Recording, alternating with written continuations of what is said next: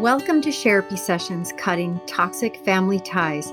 My name is Dr. Sherry Campbell, and I'm your host. I am a leading expert in the niche of toxic family abuse, and although my show cannot substitute for therapy, it is a survivor-based show. In me, you're not only going to get an expert, but you're also going to get a survivor, as I have also survived toxic family abuse.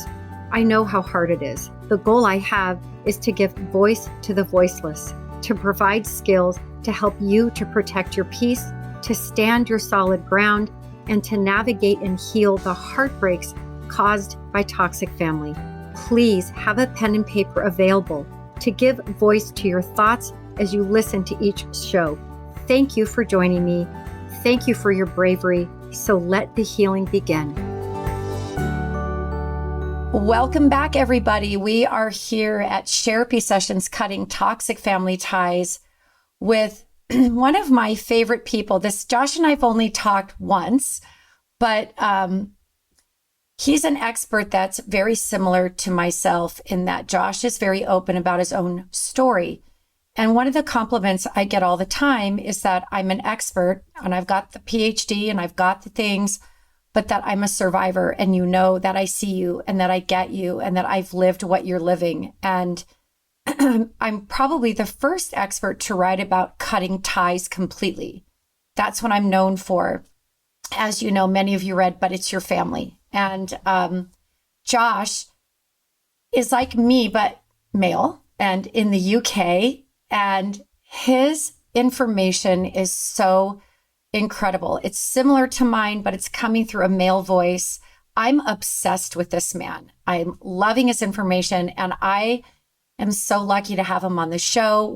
My Bravehearted community, this guy is such a treat. He has a new book dropping, which I could not wait for Josh to write a book.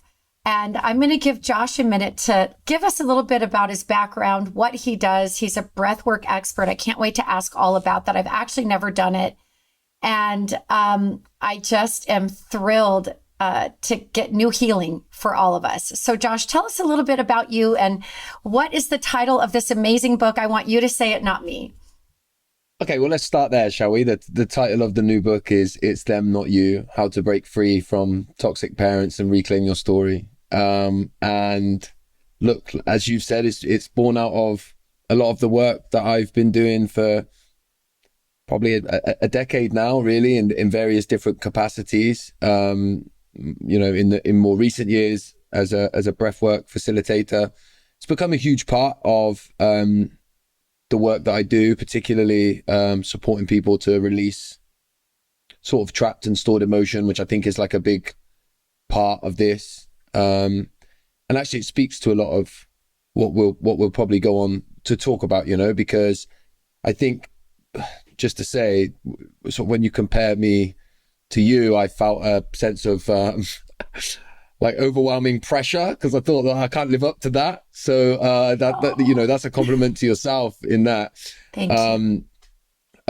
But I think something that we both do, and you do really well as well, I think, is that it's so much of the difficult emotion and the difficult feelings that comes with this stuff is stuff that we've never been allowed to say. And what I've realized throughout my own healing journey and through supporting everybody else, and this is what I try to do in my work, is that it's the difficult things that not only make ourselves feel uncomfortable, but make other people feel uncomfortable. And I spent my whole life protecting everybody else from hearing my truth until I eventually got to the point and realized that my only route to healing was through, different ways of expressing my truth, however uncomfortable that is for the people around me. So that's been what I'm passionate about. And I do that in a number of different capacities, but my favorite thing is to work in groups of people, and to take them on a journey to do that. So I don't know if that sort of sums up what I do. Yeah, it's amazing. As you were talking, I was thinking about all the work that I've done, the things I've tried. I've done EMDR, I've done EFT, hypnotherapy, and I've never done breath work. And when I was young, growing up in this insane family of mine, I could never breathe. Mm. And I have what's called athlete's asthma. Um, my body takes kind of a while to warm up when I start to work out. It just doesn't warm up right away. Um, I have habits of holding my breath, and I can see how that would be related to stored trauma, because breath is life. If we are not breathing, we are not living. And I can't wait to hear more about breath work, because I heal the most through writing. Mm-hmm. I started writing at 12, and I would write myself back into existence Well, every day, try and take the narrative that was being said and just try to unpack it. And at the end of any writing, starting at 12, I never came up with the same narrative of me that they had, which was confusing for me when I was really young. But I get now that I was finding the truth through my hands. mm, And writing has been my breath, I would say, my lifeline. But I do recognize that what you do is so important. And I want to know more about breath work, because when I see it, Josh, my dad he did a lot of things. He did iridology, but he was harming my body. He was giving me horse pill sized laxatives, telling me he's cleaning my colon, and I'm in 5th grade, and now I'm bleeding rectally, and I'm missing 30 days of school. And he did all kinds of stuff that scared me. And breath work was one of the things I think I saw one time. It was like a group of people, and they were all like breathing and yelling and screaming. And I was either too young to be there, or my dad was just super scary anyway, and he was into all of these things. And I want to have you sort of let us know if that is what I saw. What is that? What is going on when that is happening? You know, it brings up a fear for me, which is why I think I've never tried it. Now, it's absolutely totally associated with my father and all the weird stuff that he was doing and saying to me. I'm his sexual partner in other lifetimes, which is why my mom hates me, like insane. mm. So what is breath work, and what is the process? Is it scary? Why are people sort of afraid of it? You know, I've heard other people be like, I don't know, it just seems, weird, and it can't be. If you're doing it and there's so much healing, and I can see how much aggression could be released through breath, or pain, or sadness. And I think that's what I saw. But I would love to hear, is that what I saw? Do you think? I mean, obviously you weren't there, but what is it like, and what does it do? It's difficult to know if that's what you saw, but it does have a tendency to it brings you into your body. All right, so like, if I could explain it as simply as possible, it kind of, one of the ways that I've avoided being in my body is by being in my head, right? It's by sort of rationalizing everything as much as I can. If I can make perfect sense of something, then I'll be able to talk my way around it. And I think that's one of the things that I've done. And by the way, I think the reason that I did that, sounds like you tread a similar path, particularly when you talked about the truth thing, is because I recognize now, but I didn't know this till in recent years, really. I see things very clearly. Like, I see things crystal clear. And what I didn't know how to do when I was younger was recognize how uncomfortable it is for people to see things so clearly. And so when I was a child, I would say things that I saw, and I would, like, adults who were uncomfortable with the things that I would say and the things that I would point out and highlight, were not emotionally aware enough to be able to tell me what I'm seeing is right, but none of us want to see it.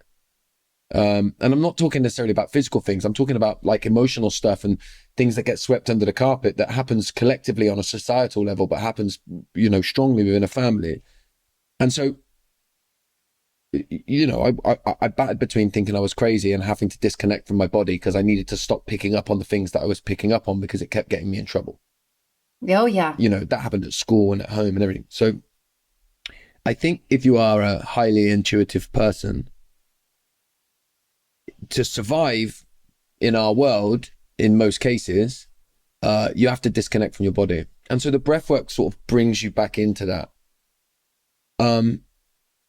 It is scary. It is scary, particularly at the beginning, as you start to get into your body and override your brain, and sort of your brain quietens, you go into your body, and that's scary when you've not done it before. I mean, let's remove the very appropriate fear that you have based on what you saw. Like, I think you could overcome that. By the way, I think you could overcome it by doing it. But you'd have to do it with, like, if you were going to do it, like, based on what you've said, I wouldn't want to send you a recording. I would want to do it with you, and maybe we could do that. Absolutely. I'd love to do that with you. We could do it online sometime. Okay. But aside from that fear, I think most people are not in their body.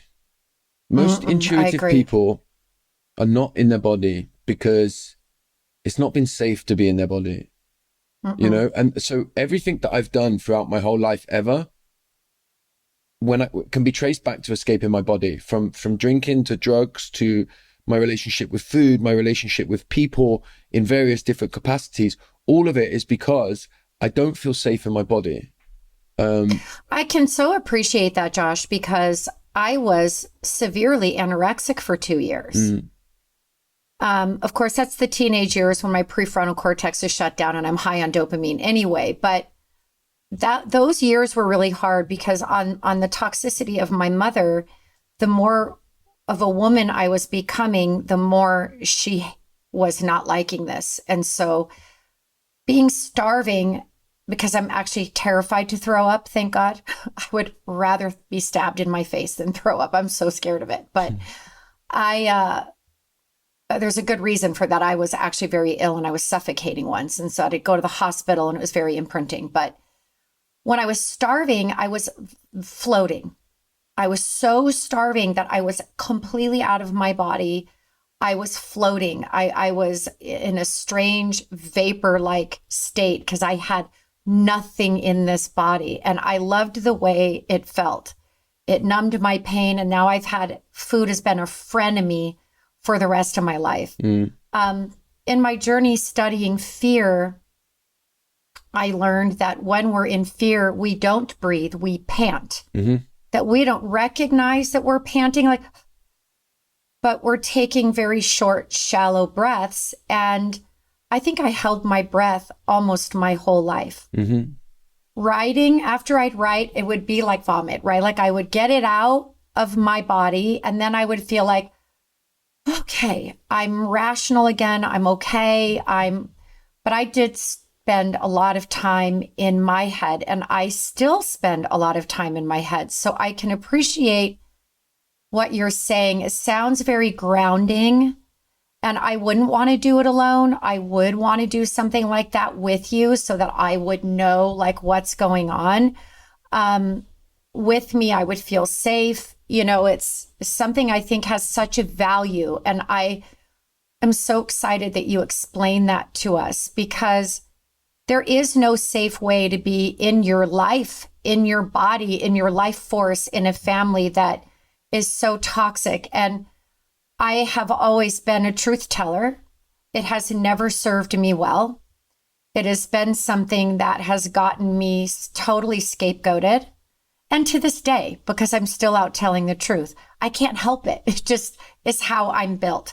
And when you're young and dependent, there's no safe way to be in your body around liars, manipulators that are doing that. And I feel like the breath work probably brings you into the now. And the now is something I was always trying to escape. The now hurt. Being in this now, looking at these people that were so cruel and I had zero value to them, that hurt. I didn't like being in the now. And I feel like breath probably brings you right into that moment. I've done a lot of meditation, but even then I'm so busy up here. Yeah, but that's what got me into breathwork, is because, so many people said meditate, right? And like when I got into my own healing journey, like really consciously in it, which was like 12 years ago, everybody was saying meditate, right? And Nobody could tell me a way to do it that didn't make me feel worse. That was the truth, right? And again, look, when we talk about truth, in a lot of the spaces that I was sort of starting my journey in, and I still don't think it's too dissimilar today. Like, I'm sorry to say it, but like, I would say to people, do you meditate? And they'd say, yeah, of course I meditate. And then I'd say, well, how do you do it? And they'd say, well, it's sort of a personal journey. And I'd be like, all right, well, tell me your personal journey with it.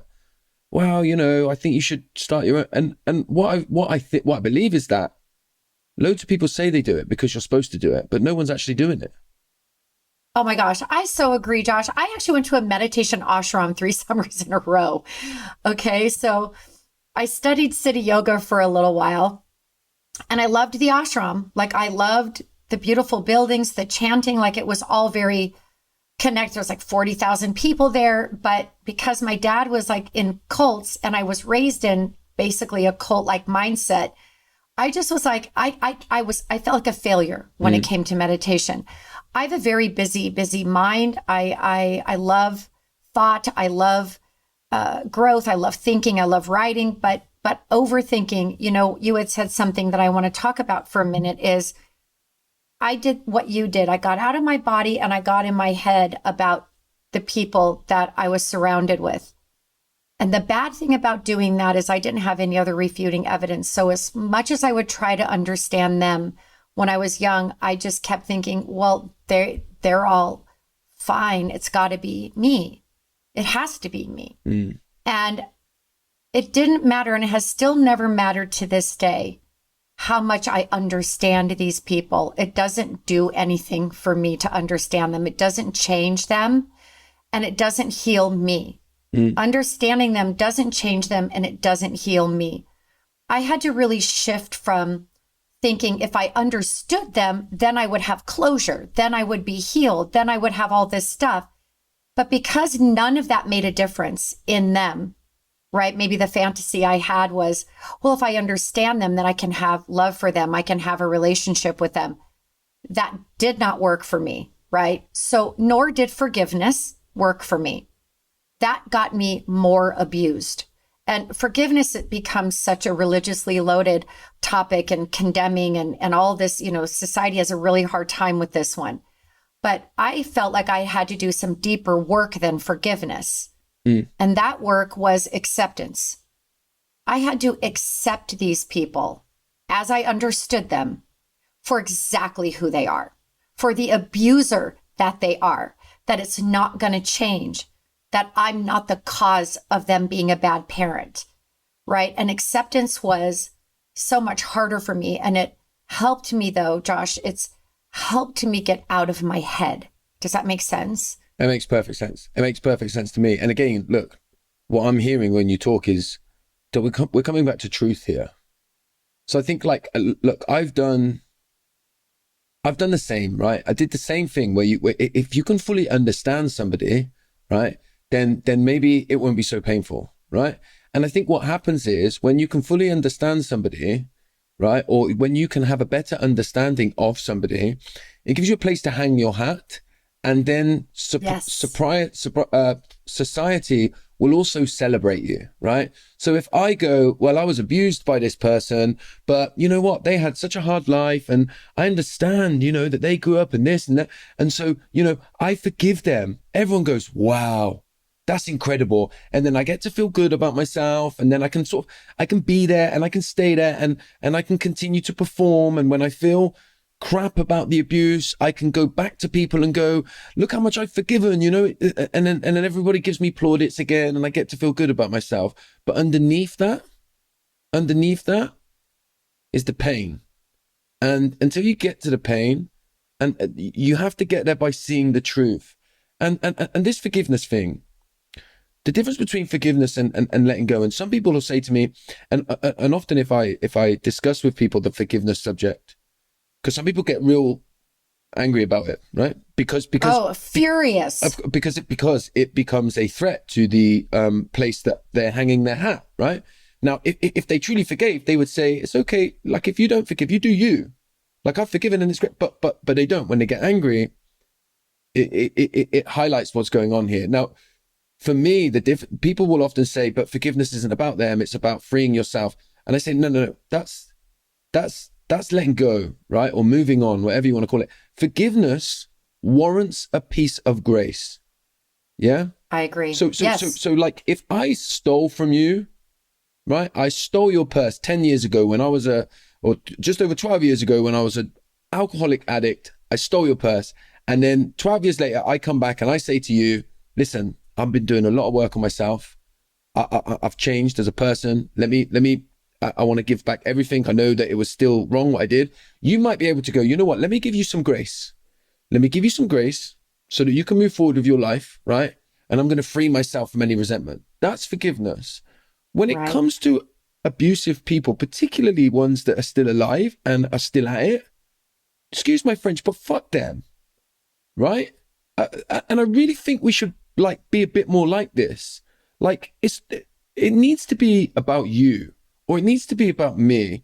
And what's my truth? And to be honest with you, I don't care why you are like you are. Here's how it made me feel.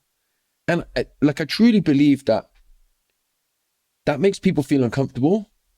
Yes. And because I think that's where true healing comes. When you can stand up and say, this is my truth.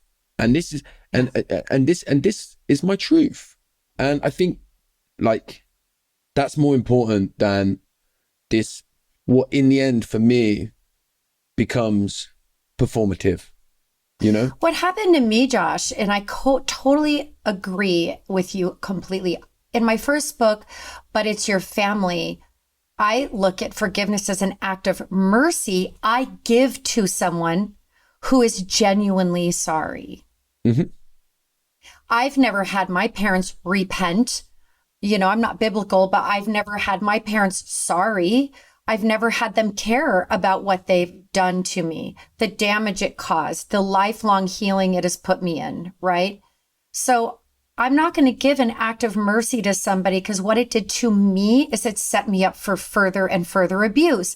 I was a good girl. I was mending the fence. And to forgive someone to abuse me worse, then the more I'd get abused after forgiving them, the more detrimental this was to my mental health, because then nothing was good enough. I'm giving you the greatest gift of my forgiveness. And now in my latest book on emotionally abusive parents, I talk about a fuck you for list. Like anger is our most honest emotion. If I've learned one thing, anger brings justice to an injustice. The most punished emotion in parenting is parents being angry at their kids for being angry. But the most misused emotion in parenting used by parents is anger. So parents, rights are reserved for them alone to be rageful, abusive, and angry. So that then would say children cause bad parents? I think not, right? It's this cognitive dissonance we have over sainting parents because they brought children into the world. I want to tell you a little story. I was in a tough time in my life getting a divorce. And I had these neighbors that never came out of their houses. And then I had this cute little baby and I had a little turtle pool. And so then they all started coming out and we all sort of became friends. But I'd been unhappy in my marriage. I married my mother. I was doing my best to be performative and make it work. And then I was done. With me, the truth will only be on delay for so long. And then my body's like, we're done. So all the neighbors turned against me. 10 years later, one of them reached out to me in social media and said, hey, I'm really sorry about what I did. I told this big lie about you and I know it really hurt you. And I was just mad because you'd kind of brought the neighborhood together and then it was all falling apart. So the damage that she did cause me was massive because she told a lie about me and it affected my child. If you fuck with my kid, game off, right? So here's what I said to her. I appreciate you reaching out. It seems that you may be perhaps taking some steps in self-development. I hope apologizing to me did something for you. Because it does not fix or cure what was done for me, and it's not something I will forget. I've moved on from it, but I saw something in you that I never want in my life. So thank you again for reaching out. I really do hope that forgiving me has put you in a new place in your life so that you don't do to another what you've done to me. Be well. Mm. Right? So yay for her.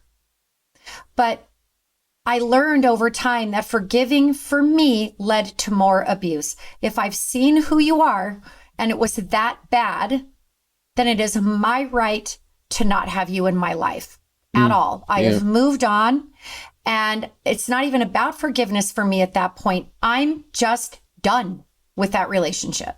And I've moved on. And it's interesting that we can all do that when it's not family, especially our parents, right? So parents are unforgivable. They can be. If they are abusive, we wouldn't tolerate this behavior from a stranger.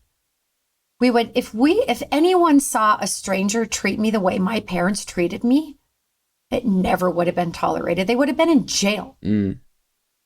But because it's my parents, they must mean well, right? This blanketed stuff. And because you tell your story, Josh, because you're willing to be open and authentic in a very similar way to me, I just already want you to know how impactful this show is going to be for my following and yours and whoever is like, what is going on? Why this truth thing? I know the truth, but I'm too afraid of it. The truth is going to get me cast out. And we will choose attachment over authenticity all the time, especially if we're dependent. But I want everyone to know that authenticity is so much better than toxic attachment. And right? Yeah, look, I think that's what so much of us are seeking throughout our life without knowing it, right? We're desperately yearning for a relationship where we can be authentic, and to be authentic is to know what I'm feeling and then like be able to communicate it to the people that care about me. And if you've grown up in an environment desperately trying to be accepted, trying to attach to somebody who doesn't accept you, who only gives a monkeys about themselves, who only cares about themselves, like they are the center of the universe and everybody should fall in line. If you've grown up with that, then you've learned like not to communicate how you're truly feeling, but to become what the person in front of you needs them to be, because that's the only way you'll get attachment and how you and how you'll survive. And so to rewire all of that is difficult, you know. And look, I say all the time, and I believe this to be true, that we know scientifically and intuitively the importance of those first 4 to 9 years. Like we know how important they are, right? But I think the reason that it's not really talked about properly on a policy level is because then the solution is clear. It's a social solution where we should be supporting children and making sure that children have got more than just a mum and dad in their life and loads of emotionally available adults to help them understand what the hell is going on. But we don't do that. And we don't even give people the grace of understanding the truth of their childhood and their adulthood. We say you've got to make it to your adulthood. And then when you get to your adulthood, you've got to keep up the pretense and just pretend that it was good enough. And that ain't the case for a lot of people. It is true. You know, I did a TED Talk recently. It was the scariest thing I've ever done. But, and the title was Not All Parents Are Good. And I never know how I'm going to be received, right? And now I'm down south, kind of southeast, and it's probably a more conservative space. And I got quite the applause. And I had a line of people saying, I didn't even know this was a thing. Like, I didn't know it was a thing that you could talk about, and there was a structure and there's a way, and that I'm not insane. I'm not crazy. They were crying, and, you know, it was insane. But I want to jump on one thing that you said, which I really appreciate, is performative. I don't know that everybody gets what that means. And so when all children want to be good, all children, just by their soul, by their nature, they're so close to heaven. They just want to be good. So I always felt like I was too much of something bad and not enough of something good. So I really tried to perform and try on, you know, new ways of, well, if I do this and shave this off and add this. It was like a constant measuring of when am I going to get there? How can I get there? And then abuse doesn't work without doses of kindness. So, and why they give you these doses is just to keep you manipulated. So I was in this very pleasing, helping space forever, sacrificing myself for other people. And I, as an adult, think people thought I liked this role. And I think at some point in my early adulthood, I had tricked myself into thinking I liked this role out there with my job to make everybody happy and feel good. And it exhausted me. My adrenals, when I went and got them checked, she says, "Do you do anabolic steroids?" I said, "No." She goes, "Your adrenal system is so taxed that it's as bad as someone doing anabolic steroids." And I started really looking at my body, what was going on in my physical body. I constantly was having laryngitis, sore throats. And then I got a book called Heal Your Body, and it kind of documents like what each one means, which I go through in my new book, Asthma. And they're all, and not every ailment in this book is related to family. But guess what, Josh? All of mine were. Right? Laryngitis, loss of your voice, coughing, barking at people, please hear me, please listen to me. And that's why I think like the breath work is got to be just so healing, because if you are out of your body is going to be sick. It's going to carry the stress that you're dissociating from, whether you think it is or not. All that's dissociating is your mind. You know, you are not doing that. After a while, when nothing I did to perform was working, and I had a sibling who was the golden child, and I was just watching like everything works for him. I try twice as hard. Nothing works for me. I became fucking rebellious. And I was all guns blazing. Like, okay, so if you think I'm an asshole, then I'm just going to be a fucking asshole. Because that obviously is what you want me to be. And now I'm just going to live it out for you because nothing I do is good enough. And now I'm mad. Now I'm mad. And all that did was make my life worse. But there was a part of it, I think, honestly, Josh, that put me into my own feet. And I just didn't care. I'm like, you don't fucking care about me? I don't fucking care about me. So there, we're tied. You know, it was a way to like level up, I think, looking back. I didn't understand it at the time. And then when that didn't work, starvation hit, and I just started starving myself. And I really like resonate with what you're saying about, you know, to come back to what you're saying about the performative stuff. Like if you think of an ideal setting, a child should not be looking to receive attachment and love. They should be receiving it, right? So when they're happy, sad, joyful, they should have a loving, nurturing, more than one adult mirroring back at them in every state. So when they're sad, and we're talking about a feeling here, by the way, in many cases, right? Your skin, a softness, an inviting touch, the way you're held in every emotion, when you're scared, when you're worried, when you're nervous, to know that you can stay in your body in every single different feeling and emotion that you have, right? But when you don't grow up with an adult like that, at least one, right? And I'll go so far as to say that's the norm for children, not to grow up with an adult that's like that. Like then you start to perform. As a child, you start to work out, when am I acceptable? When am I accepted? When am I loved? When do I get what I so crave, which is to be seen, heard, and to be shown of my value, right? And I think like when you don't have that as a child, then when you hit the proverbial F it button, right? Of course you do, because if there's no way for you to be lovable, then you're going to live a life where you're not searching that, and where you go, let's just be chaos. And when you transfer that into your teenage years, and I think your young adulthood, certainly for me, what I began to recognize was that if I blew my life to bits when I felt completely unlovable, the rebuilding and getting back to ground zero gave me a reason to live. And so I would build back to ground zero and then not know, but recreate the cycle with someone else or the same person again, until I have to blow it to bits, and then go on that journey of rebuilding it again. And, you know, I was just fortunate, really, I guess, in many ways, that when I was 24, the rebuild was slightly different. But it's not the case that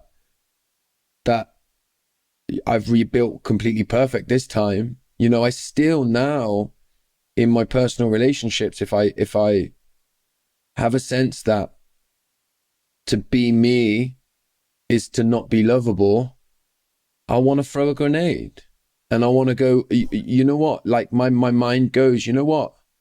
If you don't like that, if you don't like me like this, let me show you who I am and what I can be, you know? Right. And it's not, yeah. like, and this is the thing about the journey. And this is why like a parent like that takes away one thing that you can't get it again. You can't go back and live a perfect child. You can't. No, I know you can't go redevelop. No, you can't redevelop trust versus mistrust in your adulthood. If you didn't get it, there's a hole in your sidewalk. Yeah, yeah, exactly. There's a monster in your basement, and you can feel it, and you can feel that hole, but it's gonna be different. And this is like, I think, like in many ways, a lot of what matters to me to the work is that we go back to this truth thing again. I saw and did and partook in it. So I'm not getting myself off the hook as being perfect here myself, but I see stuff out there that's very love and light and forgive and, you know, learn to see your abusive parent for who they were and understand that everyone at their core is love and light. And I just don't think you can live like that in this world and be being fully truthful to yourself. I don't think you can do that. And you, like, we must be angry. We have to be angry. The greatest things that have happened in the history of society was driven by angry people who at the beginning were beat down and scapegoated. The suffragettes were angry. Like look what they did at the beginning. Everybody was like, how dare you? Like, you're never going to change anything, until everybody goes, actually, they're angry. They're so angry now. We need to look. Martin Luther King, the same. Like, throughout the history of the world, angry people are scapegoated until they get angry enough that somebody listens. And it's right. True in the family system. Totally true in the family system. The truth teller is always that scapegoat. You know, when I look at healing, I see 40 patients a week in this office in 4 days. I see 10 people a day for 4 days. And then Fridays are my day to write and whatever. And I'm writing a workbook right now. And I'm talking about monsters in the basement. And I'm doing it like in the form of a house. And learning to do the intersections when someone on the first floor where life is happening triggers a monster in the basement, and learning not to give them all the heat of stuff they didn't create, but to make them accountable for the trigger, right? They're triggering, something's happening.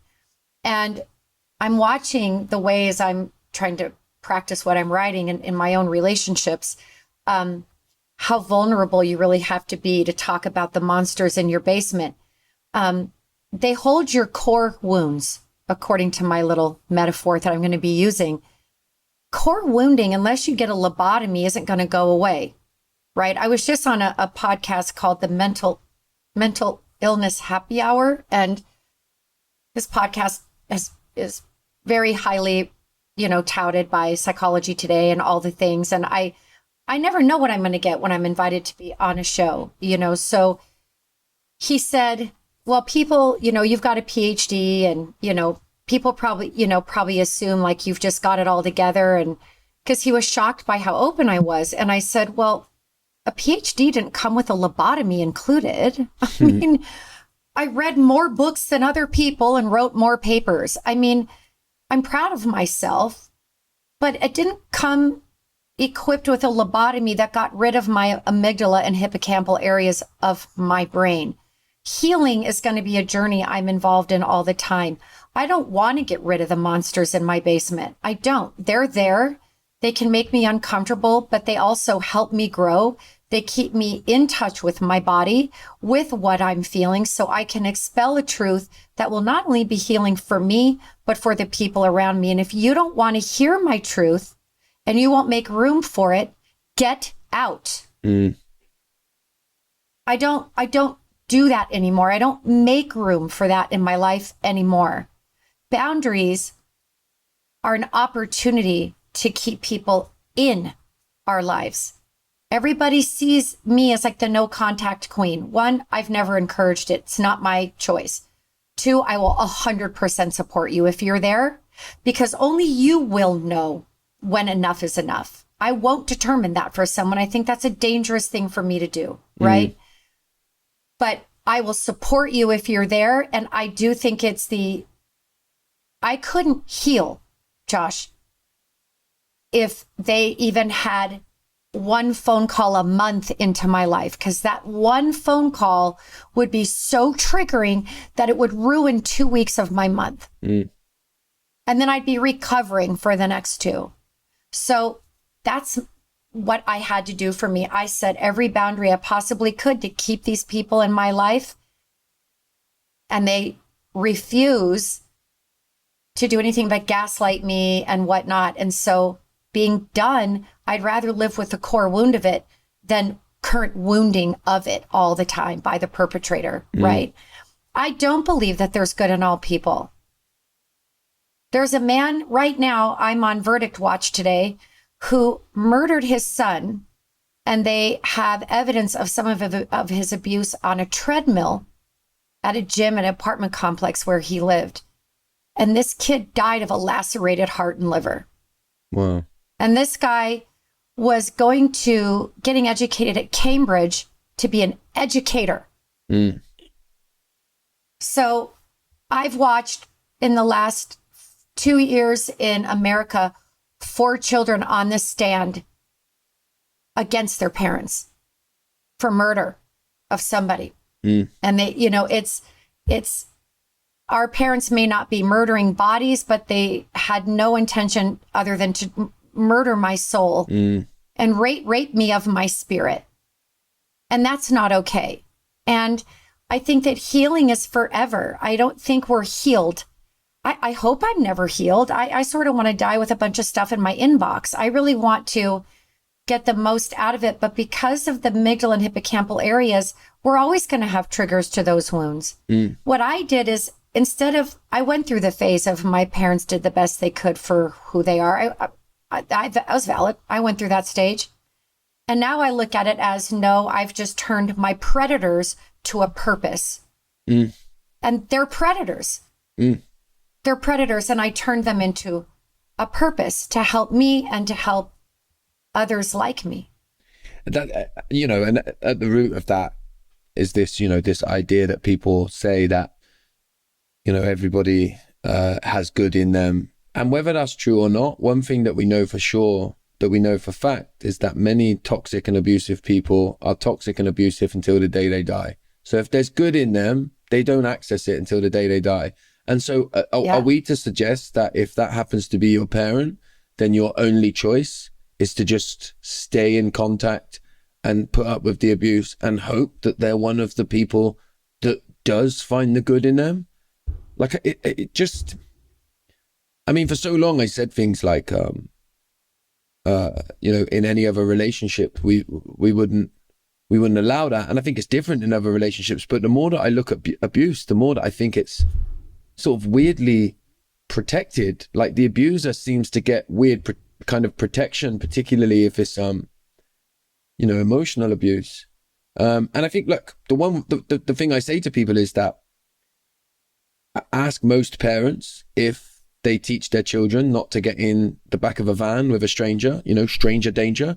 And 99% of parents would say, yeah, of course I teach my kids that. And then if you say to them, oh, do you think we should teach kids about a possibility of abuse from a family member? Most of them get a little uneasy. And when you understand that 82% of abuse happens from somebody within the family, then you start to realize we're so, like, the likelihood of stranger danger, of a stranger putting your child in the back of a van and taking them off, like, it happens, but it's very, very small in comparison to abuse from a family member.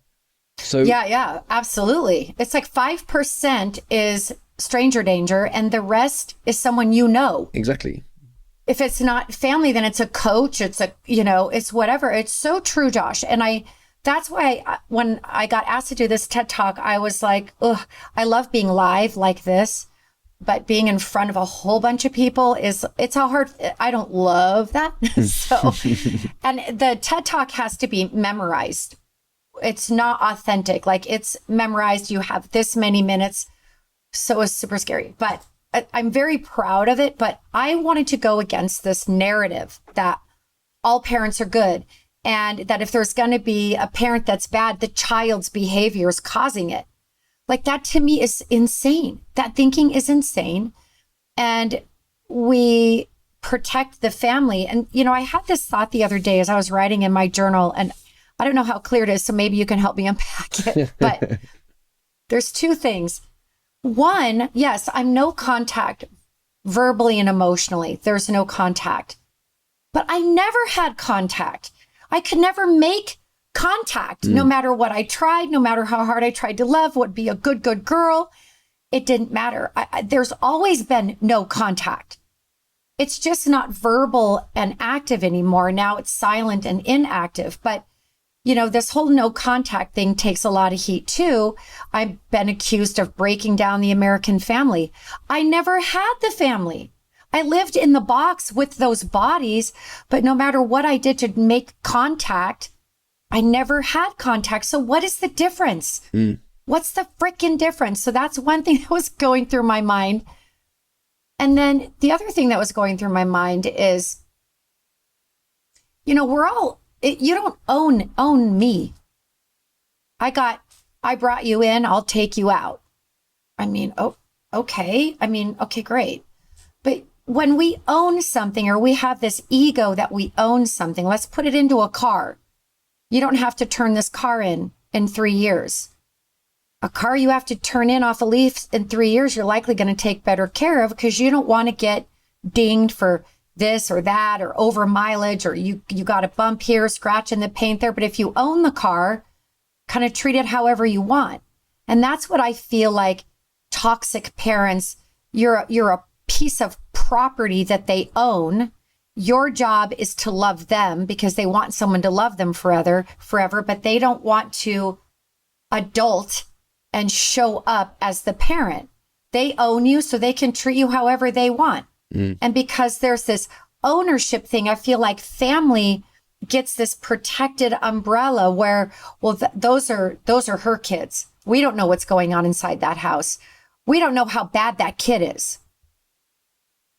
I mean, if all kids, did we forget that all kids want to be good? I mean, what is happening? So I feel like in our society, there's this authority issue and then a privacy issue. Yeah. Like what happens in the home stays in the home. And you can't really believe a child because they're not smart enough. They've not had enough life experience. You got to believe the parent. I think at the root of that, because I've thought about this a lot, and I think at the root of that, a lot of that is shame, right? And the reason I think shame is at the core of that is because, like, I'm a dad myself, right? I've got kids, and sometimes my kids push me to my breaking point, right? And sometimes I shout at my children, right? And I don't want to.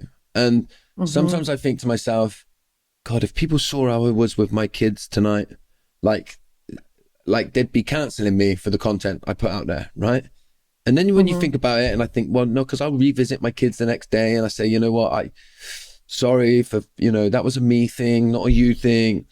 And I think parenting is so hard that everyone is so terrified that they're happy to keep the truce of, like, don't look at me as a parent and I won't look at you as a parent, because them not looking at somebody else is because they're too scared to look at themselves. And I understand that. I'm sometimes too scared to look at myself.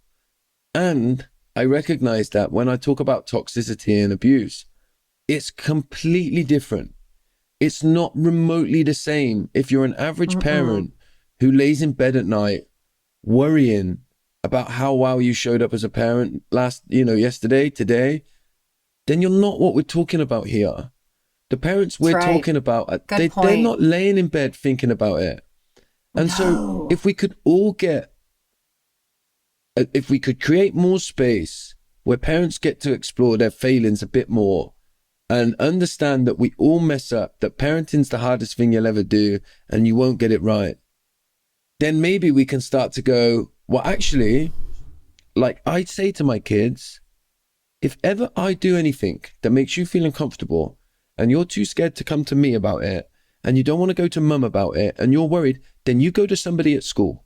You go to a teacher at school, or you go to your nan or your granddad. Like, I'm actively like, send them in, send the troops into my house. They can look at me.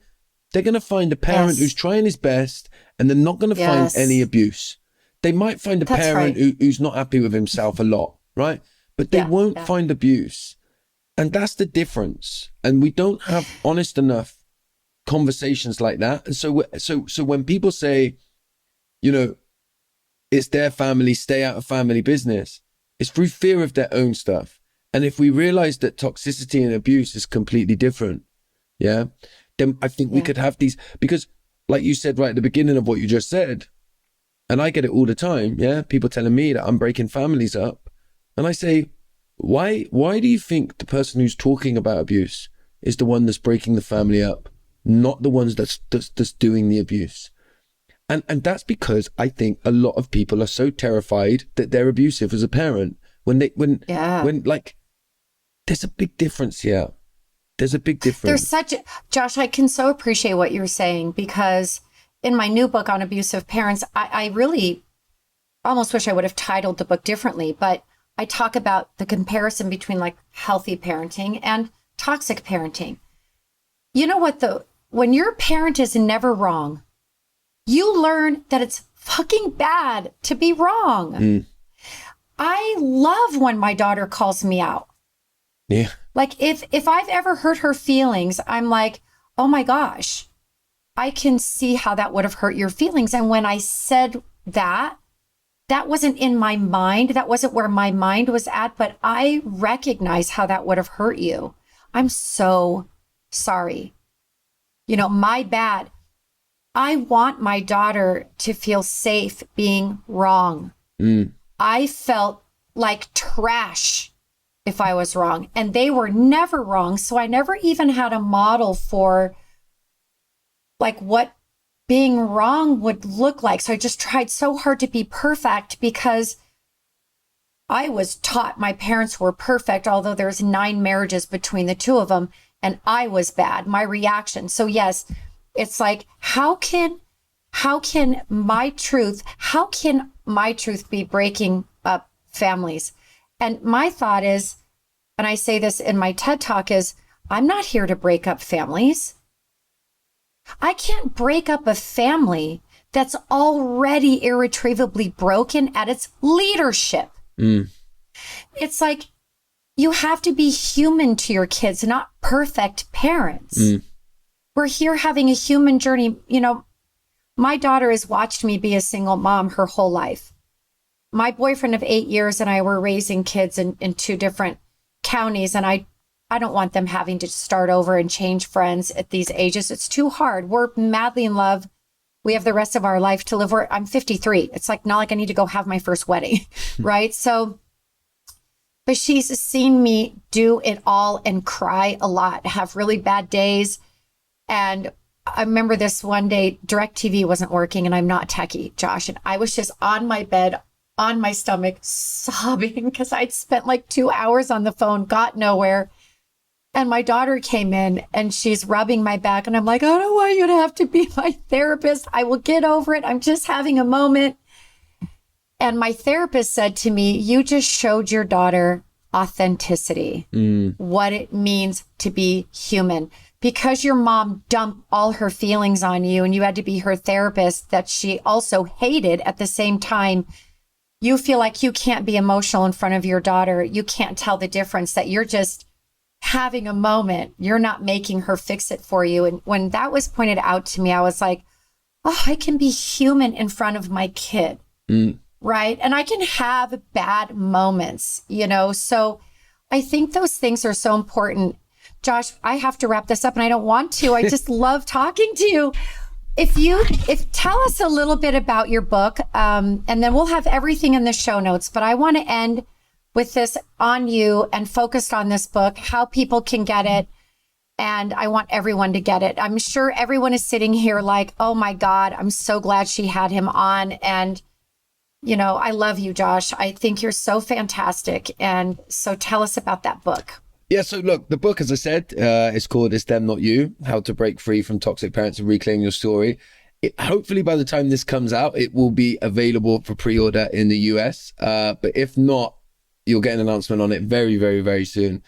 And look, the book really takes you on a journey to go through a process that I've used myself and I've taken loads of people through to really help you work on yourself, to do really that letting go that we talked about, which is like, how do I step into who I truly am and live the best possible life that I can live in spite of what I experience at the hands of the people that should have given me my life.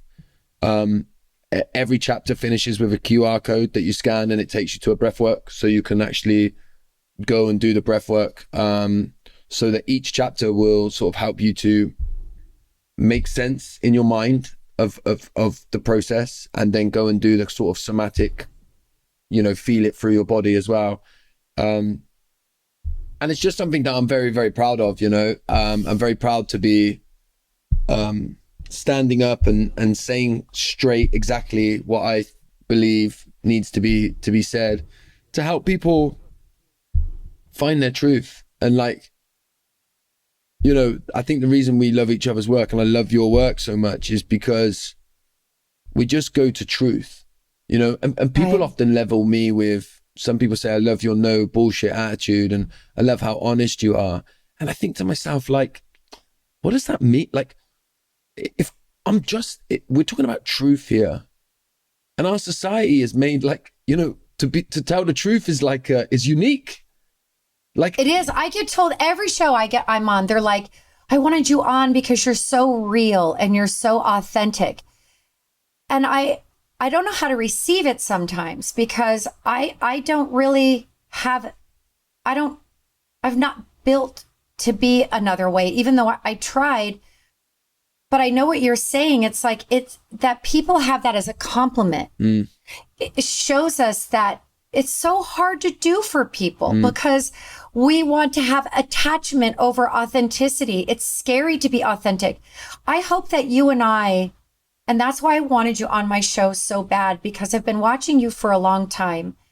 And I feel like this guy's a me. He's a me. He's using his voice, and he's an expert, and he's actually telling a story. And I've always wanted someone in front of me before me. And in America, I ended up writing these books, and there was no one in front of me who had cut ties before. And I didn't really know how bad this was. What am I going to do when they die? What happens if they get really sick one day? Is anyone going to accept me? If I start dating someone, what is their family going to think about me? I had to go through all that. So I started writing about it. And then you popped up on my For You page or whatnot a couple years ago or 3 years ago. And I was like, oh, him, he's like my little soul brother. There is another me out there. And I really want everyone to buy the book. I'm so excited that there's a breathwork activity at the end of each chapter. I think that's so brilliant. I hope it sells billions of copies. I just love you. I love your voice. Please follow Josh on all the social media handles. We'll have them in the show notes. Josh, thank you for coming on Therapy Sessions. And I hope to have you on again. I think my following think you're going to be a fan favorite. And we'll talk about that breath work that I need to do. Let's do it. Yeah. And let's definitely do round 2 sometime. Yeah. Okay. Awesome, Josh. Thank you so much. Thank you. All right, everyone. Be well. Take care of you. We'll talk in a couple of weeks. Well, Bravehearts, that concludes our amazing therapy session for the day. Please sign up on my email list at drsherrycampbell.com so that you can be in touch with me and see what's going on in terms of what I'm offering soon, what books are coming out, etc. Talk to you in a couple of weeks.